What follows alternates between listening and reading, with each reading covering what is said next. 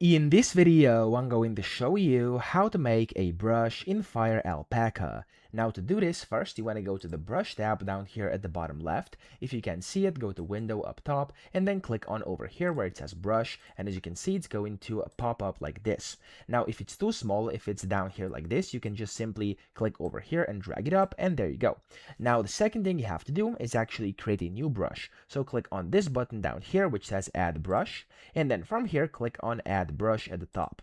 When you do this, you can go ahead and start creating it. So first you have to give it a name. I'm going to name this one a simple brush, for example, like this. Then you have to select your type. Mine is going to be a watercolor. Then you can select your blend over here. There's a bunch of different ones. I'm going to just do, for example, saturation. Then you have the option to play with width, minimal width, opacity, and you can go and check these things if you wanna. And here you can go and select the options like color mixing levels and complement, the pen pressure correction, texture, post-processing, etc. There's a bunch of different things you can change, and then when you're ready you can just click on OK over here, and as you can see a new brush has been created over here. It says which type of brush it is, and then over here it also says what the brush actually is, of course the name of it. Okay, so that's essentially how to make a new brush in FireAlpaca. I hope this video helped you out. If it did, please subscribe to the channel and help me out as well.